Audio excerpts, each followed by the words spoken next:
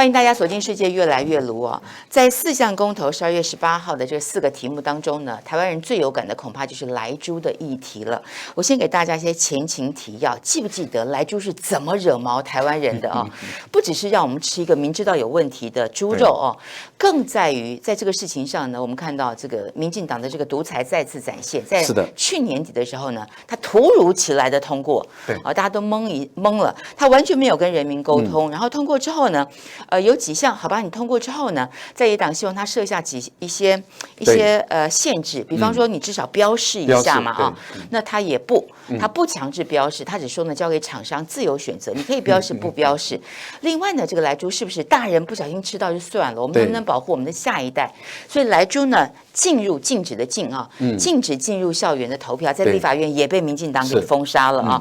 另外我们看到这个另外呢，这个莱猪呢是全猪进口，也就是说呢，包括内脏等等，完全是不设防啊。因为台湾人非常喜欢吃猪内脏，什么黑白切啊、下水汤啊等等，所以这个部分大家可以看得到，就等于是这个门打开，我什么都不管了，拿台湾人的健康去交换。问题是交换到什么呢？这个东西也没有说清楚。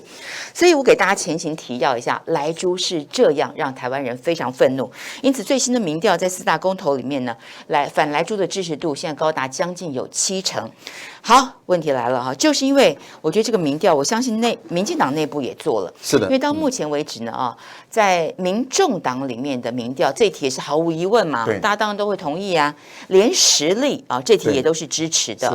所以这题在台湾的内部应该是共识算是蛮高的。是的，那我觉得民进党也真的很厉害，你看到最近他的公投宣讲当中，到各地去宣讲他们主打的就是莱猪，他们挑最困难的做因为这个莱猪他们的盘算是莱猪最困难的，假设都能够给我搬回来或者搬到近的话，那其他题目就更有希望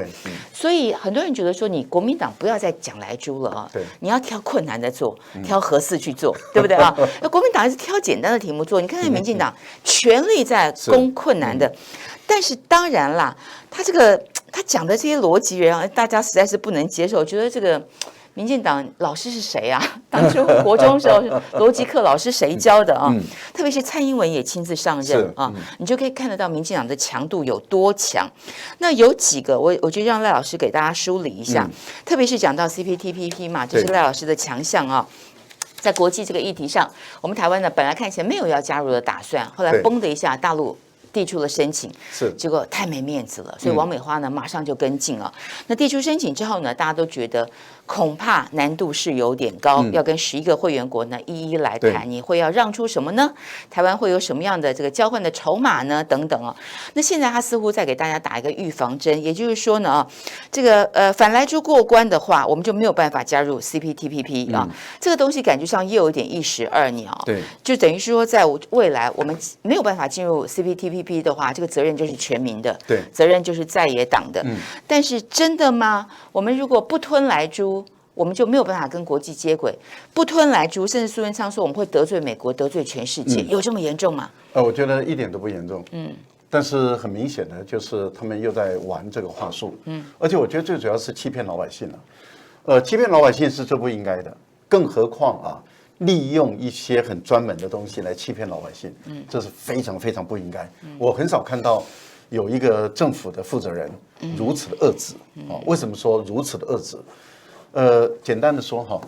因为 CPTPP 的前身就是 TPP， 那 TPP 当初是美国主导，当然发起国不是美国，是纽西兰、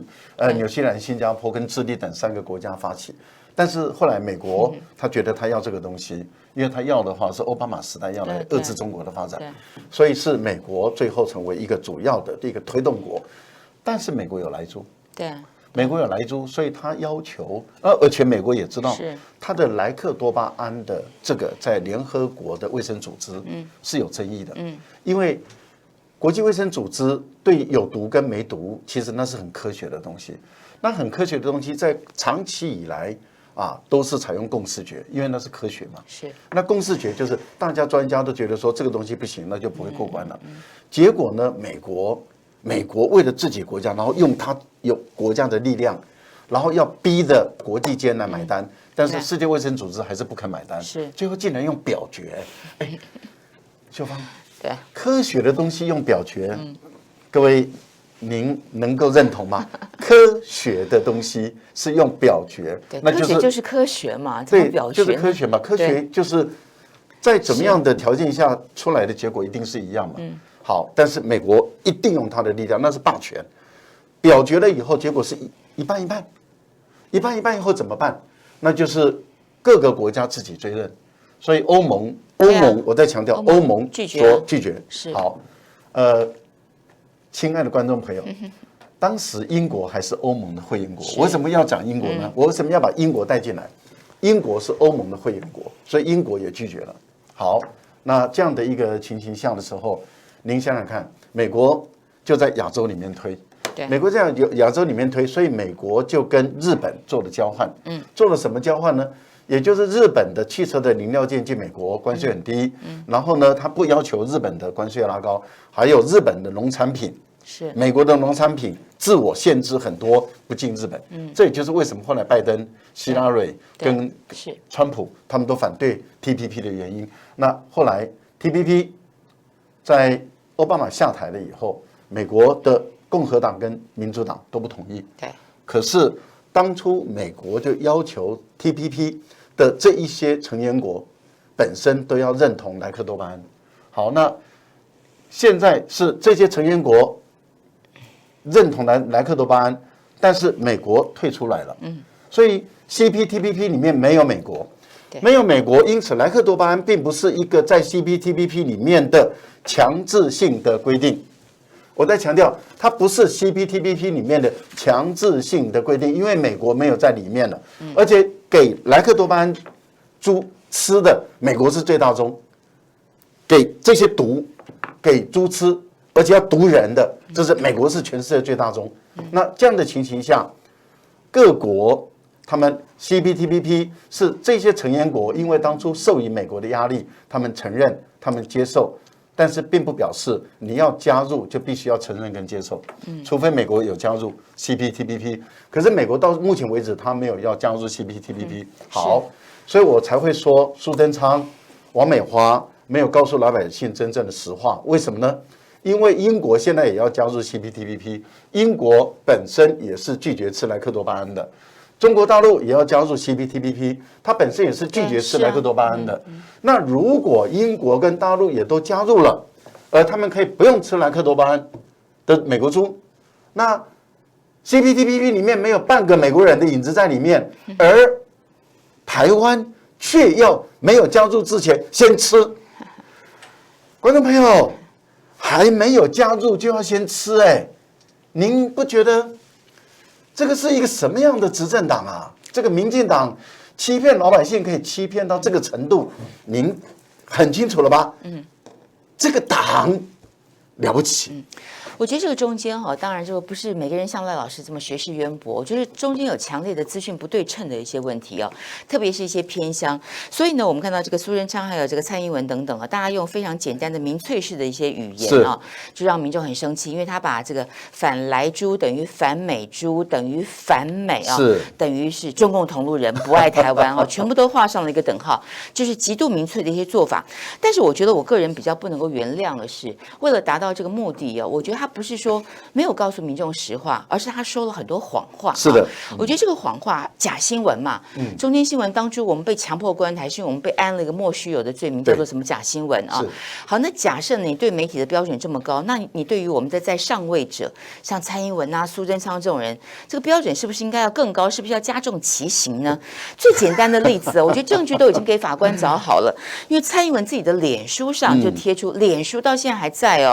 就是4项公投，他把名字都写出来，3个名字都是对的，但是只有这个他是写反美猪公投。是，其实台湾没有反美猪因为我跟大家讲一下，我们台湾一直从2005年来都是有进口美猪的那只是没有进口有莱克多巴胺的美猪，所以这20年下来，我们大概进口了有将近50万公吨的美猪对，所以美猪是一直存在在台湾的，但现在讨论的是要不要进这个额外添加有莱克多巴胺的美猪，大家当然都不要嘛。但是蔡英文在这个过程当中他以这个领导人的高度，苏贞昌以行政部门最高负责人的高度他们竟然公然说谎，我觉得说谎的证据太多了，所以我不知道台湾的司法系统检察官为什么不主动分案去办一下呢？包括你看到哈，这个苏贞昌，因为现在都是影像时代嘛，他都有被录到。对，这个他说 AIT 的处长也吃莱猪啊，他的孩子也都吃莱猪啊，没有问题。但是你调出原文啊 ，AIT 处长孙小雅说的是。我吃美猪啊，我跟我的孩子也吃美猪，我们的健康都很好。他讲的也不是莱猪哦，所以苏贞昌跟蔡英文在这个过程当中刻意的散播假讯息，刻意的造谣，我觉得这个部分是让大家非常非常不能够忍受的。所以你看到台湾，包括有一些医界也发表了一些谈话，说实在，台湾医界很绿了，很多是支持民进党，但是有位医生就说呢。他知道台湾人非常喜欢吃内脏，所以他觉得蔡英文政府连内脏这一关都守不住，要不然你就开放肉的部分嘛，内脏是无论如何不行的啊。开放内脏，他觉得这个过程决策过程太过危险，而且太过残忍，残忍哦啊！当然网络上你看到哀嚎，大家说啊，你剥夺我吃黑白切的权利哦。还有一个，我觉得踩到了台湾人的红线，就是禁止进入校园这件事情，因为很多大人都觉得嘛，因为苏贞昌一直要拉马英九进来啊，你马英九过去怎么开放来牛啊等等，但当初开放来牛是有限制的，它的月龄有限制哈，30个月以内，对部位也有限制等等，不像现在是全面的一个弃守，而且最可怕的是，它在校园的部分。他也不准你禁止进入，是的。那这个部分是让很多人最无法接受。台湾现在已经少子化了啊，台湾现在这个每个孩子秀苗苗都已经自动一胎化，都是金孙啊。是。阿嬷家来猪吃到一点啊，不要紧啊，我挺民进党不要紧。你要我孙子吃来猪哦，我跟你拼命，对不对？这种概念哦。那我这边看到一个很讽刺，2009年的11月4号，其实哈，你看也。11月4号，蔡英文当时走上了街头，反对马英九开放美牛。他怎么说的呢？原文哦，原文告诉大家，他说这是一个民生问题，不是一个政治问题哦。我们的政府处理的时候，从来没有跟我们商量过啊，没有跟在野党商量，也没有告诉社会大众，这种政府是不透明的，是欺负民众的。我觉得他很有远见啊。对，秀芳，他看到了他的自己哈。民进党不是正常的政党。就是说您一直用这个我们几千年来的这种传统的标准，就是说，在上位者的自我的要求的标准应该要更高，在上位者应该要更重视他的政治的诚信，上位者应该要更重视他的人格，人格一定要作为这个社会的表率。您都是用这个几千年来我们中国，我觉得我的标准很低耶，我觉得他是可以不讲实话，但他不能公然撒谎。但是问题就在于，对民进党这个政党，他的政治人物，他会告诉你说，我不是中国人，我不是中华文化，我是一个很特殊的这个族群，我们台湾价值应该也不包括撒谎吧？台湾的价值其实是中华民族的价值，我们台湾的整个社会的价值是保留最完整的中华民族的价值在里面，所以我们的价值本身善良、诚实，要有诚信。然后要有道德，我们的要求都是如此。可是对于民进党的这些台独人来说的话，他们是不存在这些社会价值的，所以他会跟你公然的说谎，他一点都没有违和感，他本身直接推翻他之前所讲的话，他一点感觉都没有，他直接作恶，他也任何感觉都没有，他没有任何羞耻心，他也没有任何道德感，他都不会觉得这个有什么不对。好，所以你会看到，他可以当着电视面前，您刚刚讲的孙小雅再怎么样，因为他害怕被民众质疑，因为孙小雅说我好喜欢吃美国猪，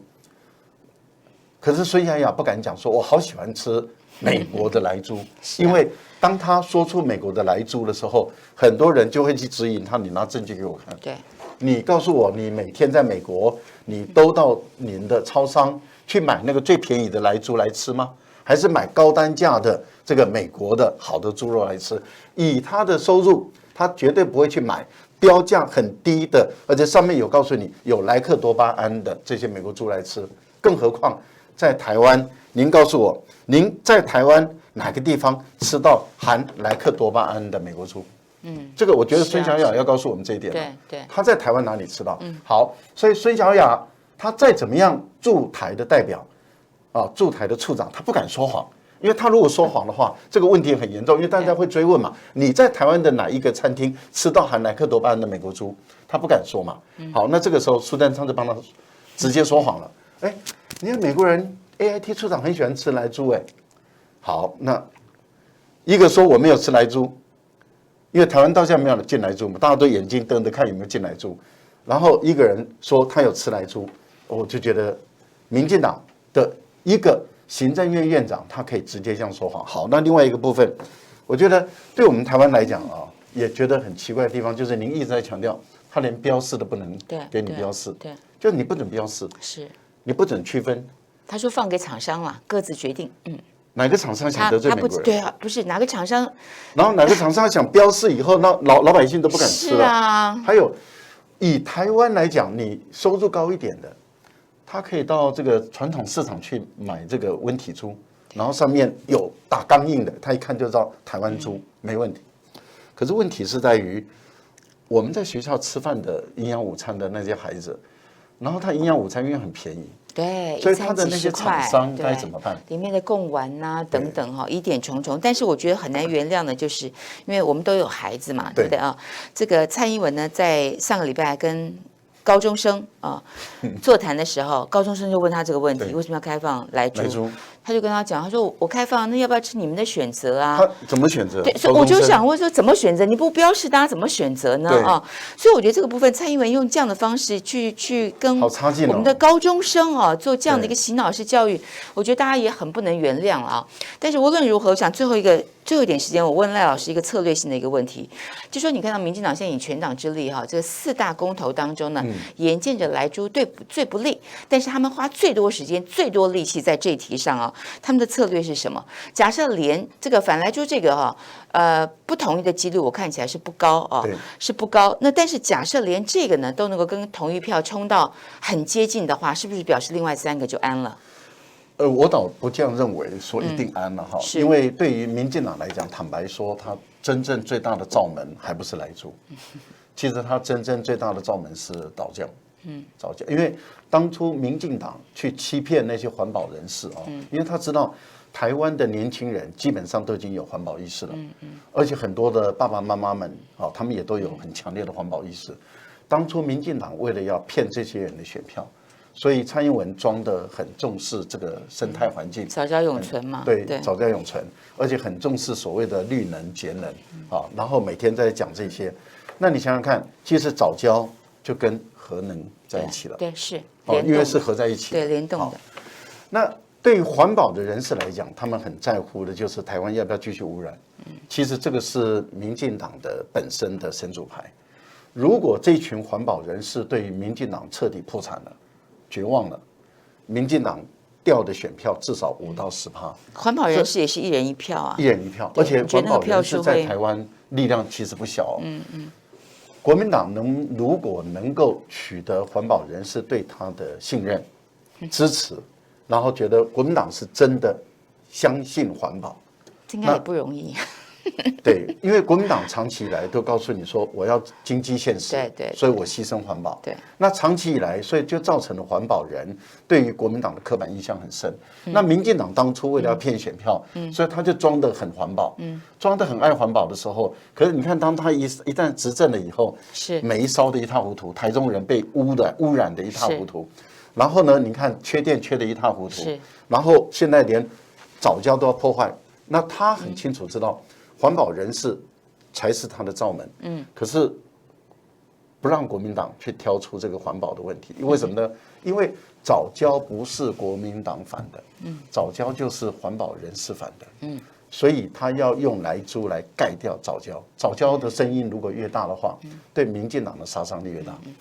但藻礁的部分我觉得也很困难，主要是大家记不记得在2届连署的时候本来那时候完全没有新闻，那时候大家非常非常的悲观，觉得一定没有办法达到门槛。但是就在后来新闻几家曝光之后，不得了，几天之间像跟云霄飞车一样，咻一下就过，而且那个是个数目之高把民进党吓了一跳。那是一个分水岭啦，我觉得让这个台湾民众清楚的意识到民进党他背弃了自己的理念，我觉得这个是很重要的